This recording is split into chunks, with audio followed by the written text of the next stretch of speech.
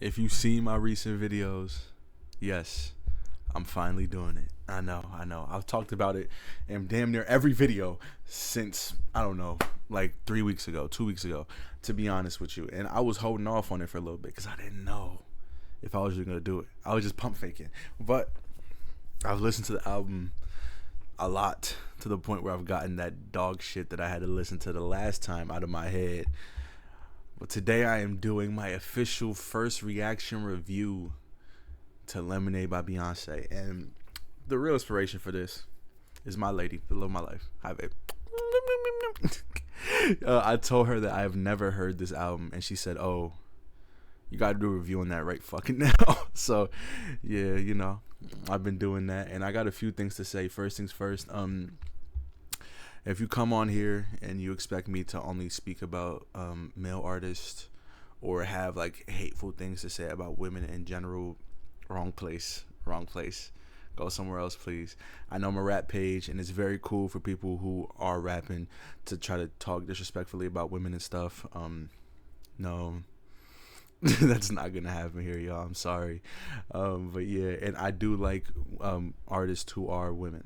I like women artists. I think they are really good at what they do, and there are going to be some times where I do reviews on them. So yeah, there are. I'm like I've said multiple times, I'm not gonna mince words if I don't like somebody though. For example, Sexy Red, because she's ass. But Beyonce is one of those women artists that I really enjoy. This is just an album I never got to at the time. I guess 2016, a lot of shit was going on music wise, and I just didn't tap into this. I saw a lot of the stuff going on about it, so I knew the overall premise of the album is her talking about the fact that Jay-Z cheated on her, which is crazy because at the time and now, to be honest, they're viewed as a power couple, and they are one of the more like notable couples in the rap game and in music in general. So when you see some shit like that, you're like, oh, what the fuck is going on? Because nowadays we don't really get couples like that. They never last as long as Jay-Z and Beyonce do at this current point in time. The only one that we have that's kind of like that right now is A$AP Rocky and Rihanna, because we haven't heard anything really negative about them since they got together. But I'm getting on some other shit that I don't like talking about. So let's just start off with the album. It's a very powerful album from her because Beyonce at this point of her career was basically very much just into her pop bag, which is what she is. Basically, she is a pop star. She's really good at what she does. She's good at making great music, and she has amazing vocals. But she kind of, in my opinion, for a point in time, cornered herself into like a.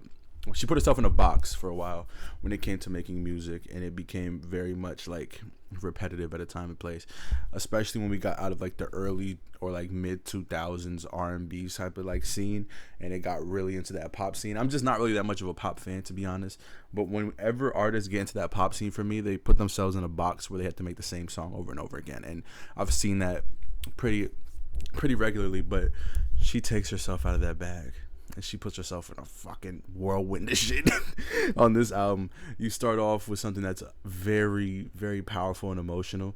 Like, it is a very powerful and emotional song of her talking about the fact that she knows that she's getting cheated on and shit, and like this has come from somebody who feels betrayed and everything like that, heart hurt, just in pain in general. And as a person who's been cheated on before in my life, I know the feeling, but obviously not to her degree because she has kids with this person and they are grown adults. So like it's probably way worse. And the one thing I like about this album, at least for like the first half, she genuinely seems like a fucking maniac. And that's a very vulnerable yet real feeling that a lot of people feel when they feel like somebody who they should trust and believe in 100% has started to become very untrustworthy in their eyes. Like, she's like, there's like a clip from the beginning of one of the songs where she's talking about taking the girl's skin and putting it on hers. My girlfriend showed me this. I was like, what the fuck? That it's like, but I like shit like that because it shows how like raw and truly emotional love is. Because when you feel like the person you love is being infidelitous or being untrue to you, you get all these insane emotions that are so extreme because the type of love you feel for this person is extreme. So whenever you feel anything else, it's extreme at the top of the level. So that's what this whole album is, at least for like the first half. I will talk about it a little bit. The first half I enjoy more when it comes to like actual like storytelling or like emotion telling for the most part, because the main emotion of this is pain, and like she's distraught and she feels betrayed and she's disgusted by this entire ordeal in general, which of course you got cheated on the highest stage, and now when people find out you're Beyonce, they're gonna talk about this shit every day for at least the next year and a half. So yeah, you have every right to feel any type of way you feel, especially when it comes to like feeling embarrassed. And that's one thing you don't want your significant other to ever feel, is embarrassed, because then that leads to emotions that should not come out. But that's how the first song goes in, and then she goes to Hold Up, which is a lot more in her pop bag, but it is very Caribbean inspired. It has a lot of like, very much like island music, which I do enjoy. It's very nice to listen to. It's a very good song. It's actually one of my favorite Beyonce songs now since I listened to this album. It's very enjoyable, and I never heard it prior to this. Like, I've only heard a few of these songs. I've only heard two of these songs prior to this, prior to me like listening to this album for this video, and this was not one of them. I watched the YouTube version first because, like I said before, she had a little speech at the beginning, and when she was underwater talking about taking the skin of the girl who Jay-Z was cheating on her with and all that shit, and just like completely vulnerable speech, which is insane to see from somebody at like the level of Beyonce, because like at that point she's the most famous, probably one of the most famous women in the world, and she still is, but at that point she's one of the most famous women in the world, and she's talking like still raw emotion, like she's not holding anything back on this album basically. And a few of my notes from this, because I always have notes, man. Don't worry about it, bro, you know what I mean. It's very the lyrics are great. Like, it's really well written. I know she doesn't write by herself, but still really well written, and it's not as uncomfortable as the first song.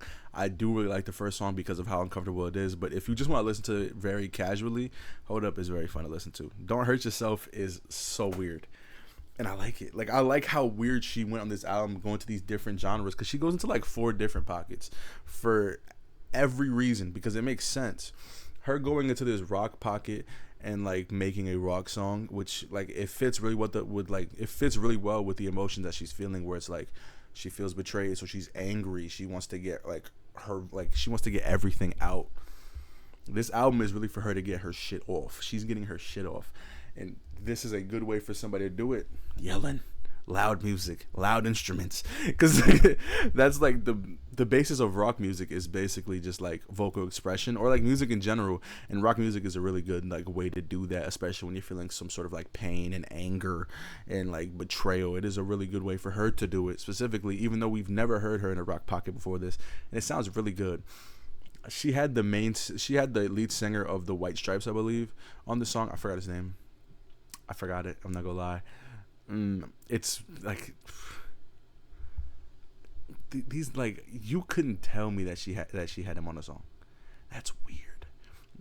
It's just weird, but it works because of what this album is about, and that's my favorite thing about this. She knew what this album was about, and she knew exactly how she wanted to get it off, and she did it perfectly. Shout out, like, she did it at a really high level, at least in my opinion. Sorry is a song that I had heard before.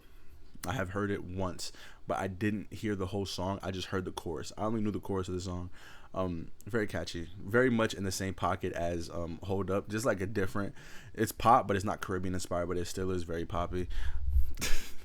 And it has very funny delivery in it, and I do enjoy the delivery. I think it's akin to what I was saying before. It was like, yeah, she's kind of like manic in all these songs. She's a fucking maniac in all these songs. She's going, like, that shit is crazy.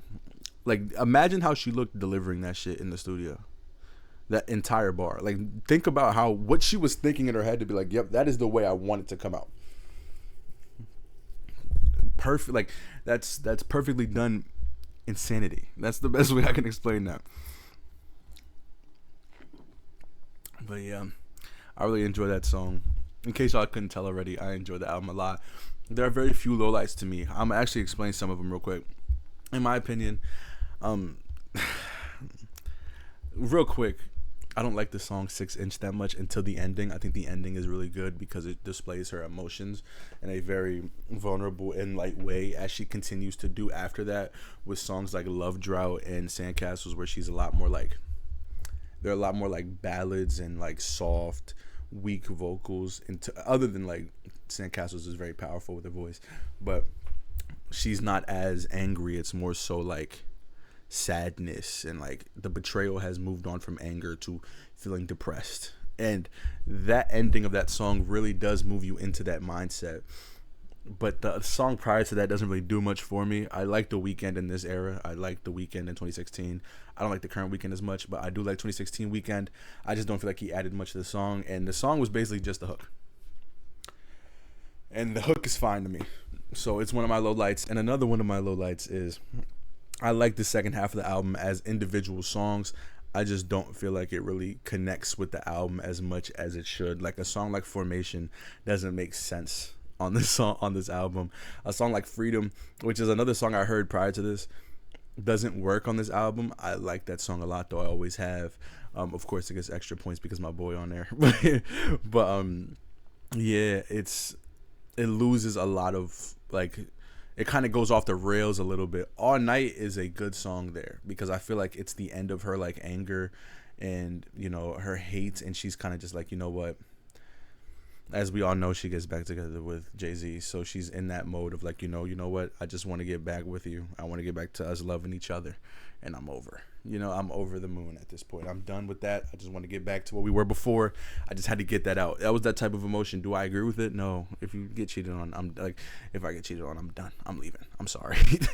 But that's the type of shit she was on, and that's the type of album that she's giving out, and that's what she did in real life. So, you know what I mean? Like, I can see why this song fits with this album. A song about freedom, and it's like a civil rights war cry, is not supposed to be on this album. It is an amazing song, though. I think it should just been a single. Formation is a hit. I think it is a very fun song. Her delivery, the beat is very good. I think it should just be its own song, not on this album, in my opinion. Does it docket a lot of points for that? No, because they're good songs still. They are still good songs, but it does lower it a little bit because it's out of place. It's out of place at the end of the day. Regardless if the songs are good or not, it's just out of place, especially when the album is made with such intentionality where you're just like, oh yeah, I don't know why you would put that on here when you've been so intentional for the rest of the album. You know what I mean? Like, the rest of the album works so well together where you could just be like, okay, this part is this emotion, this part is this emotion, and then we go to Freedom, and then we go to Formation, then we go to something like that where it just doesn't fit. Great song, just doesn't fit. So my final rating, to be honest, I gave it a 9.2 out of 10 because it works really well into that second half.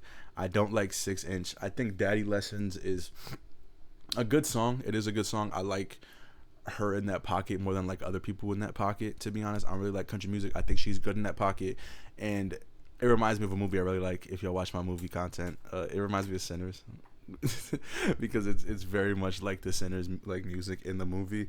I think some of the lyrics are on the nose though, which is to be expected when someone does something like that song, but some of them are kind of corny where she says like, that's your First Amendment or some shit.